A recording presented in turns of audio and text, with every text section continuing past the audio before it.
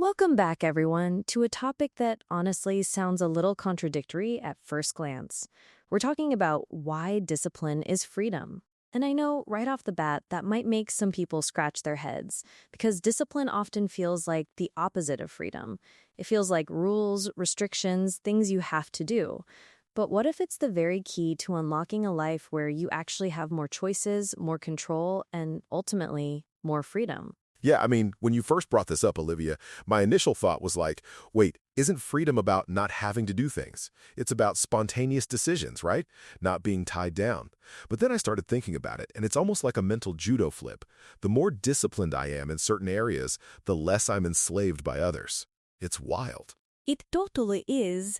For me, I used to view discipline as this big, heavy obligation, always something I was resisting.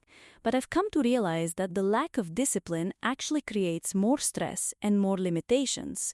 Think about it. If you're not disciplined with your finances, suddenly you're not free to buy that house or take that trip. If you're not disciplined with your health, your physical freedom starts to diminish. It really opens your eyes. Absolutely. I often see it in the business world too. Entrepreneurs who are disciplined in their planning, their marketing, their customer service, they're the ones who ultimately have the freedom to scale, to innovate, to even step away from the day-to-day operations eventually. The ones who are chaotic, always putting out fires, they're trapped by their business, not freed by it. It's a huge distinction. That's such a great point, George.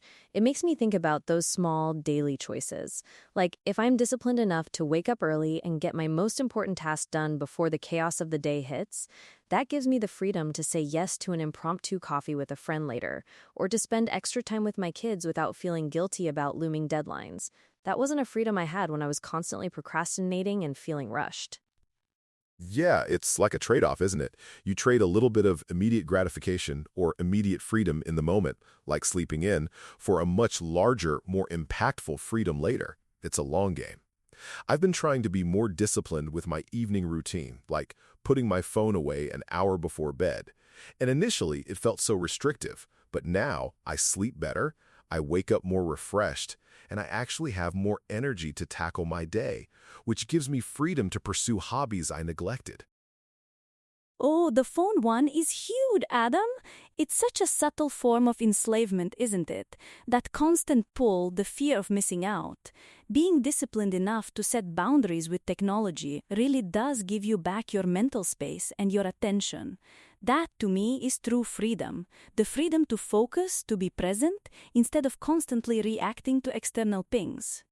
And it extends beyond just personal habits. Look at financial discipline. Someone who consistently saves and invests, even small amounts, over time builds a foundation that gives them incredible options. They're not worried about a sudden job loss, they can afford unexpected medical bills, or they can choose to retire early. That's not just financial security, it's the freedom to make choices without the constant pressure of can I afford this or what if that happens. That's a powerful example, George. It's like discipline creates guardrails, right? And those guardrails, instead of limiting you, actually allow you to accelerate with confidence because you know you're protected. Without them, you're constantly hesitant, worried about spinning out of control. So in a way, discipline is the infrastructure of freedom. That's a brilliant analogy, Olivia, and I think part of the struggle people have with discipline is they see it as this monumental all-or-nothing thing, like I have to completely overhaul my life and become a monk. But it's usually those small, consistent acts, right? The 1% improvements every day that compound into massive freedom over time. Exactly. It's not about being perfect. It's about being consistent. If I commit to meditating for 10 minutes every morning, most days I'll do it. Some days I won't. But the discipline is in returning to it even after I've missed a day or two. And that mental clarity and emotional regulation I gain from it, that's freedom from my own reactive emotions. It allows me to choose my response instead of just reacting. That consistency is key. I had a client who was struggling with their sales process. They were brilliant at closing deals, but inconsistent in their prospecting. They'd have huge months, then terrible months. We implemented a disciplined daily prospecting routine, just 30 minutes, no exceptions. Within 6 months, their income stabilized and they actually surpassed their previous peak months. Now they have the freedom to hire more staff, delegate tasks, and focus on strategy, all because of that one disciplined habit. That's so tangible. It's a direct line from a disciplined action to a measurable increase in freedom, in their case, financial and time freedom. What about the idea of discipline in learning or skill acquisition, like learning a new language or mastering an instrument? That takes incredible discipline, but the payoff is immense. Oh, absolutely. I've been trying to learn guitar for ages, and my progress was always so slow because I'd pick it up for a day, get frustrated, and put it down for weeks. But since I committed to just 15 minutes a day, even if it's just practicing scales, I've made more progress in 2 months than in the previous 2 years. And the freedom that comes with being able to actually play a song, to express myself through music, that's a whole new world opening up. And it's not just about the external outcome. The process of discipline itself builds mental fortitude.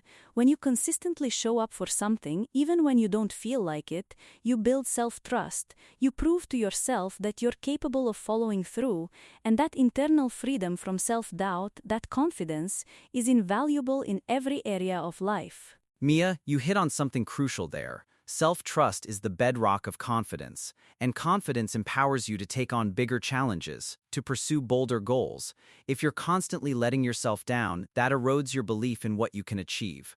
So discipline isn't just about achieving goals, it's about building character and a stronger sense of self. So how do we start? Because I think the biggest hurdle for people is feeling overwhelmed by the idea of being disciplined. It sounds like a mountain to climb. How do we break it down into something approachable that actually leads to this promised land of freedom? I think it's about starting incredibly small, like ridiculously small. Don't try to go from zero to marathon runner in a week.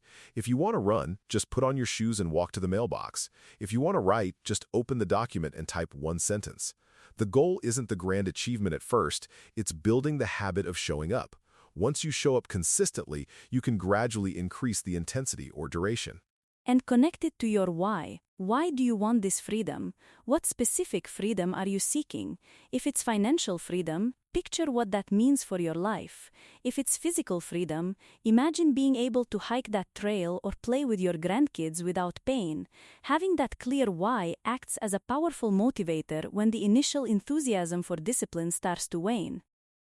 Yeah, link it to your values. If you value family, maybe discipline around time management frees up more quality time with them.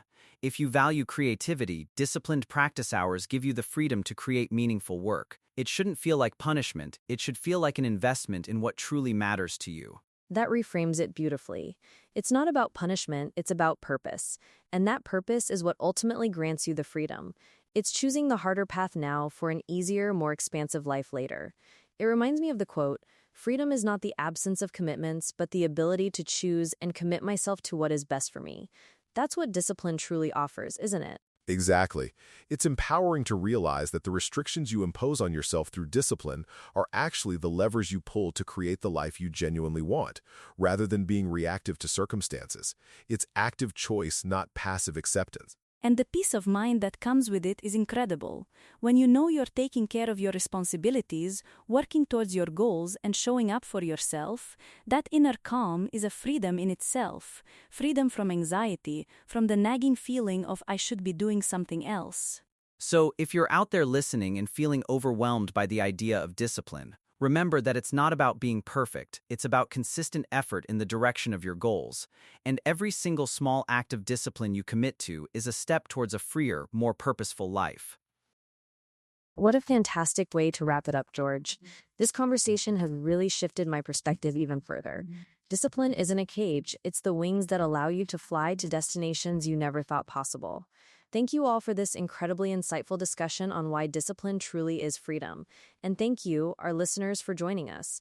We hope this inspires you to embrace a little more discipline in your life and discover the incredible freedom it can bring. We'll catch you next time.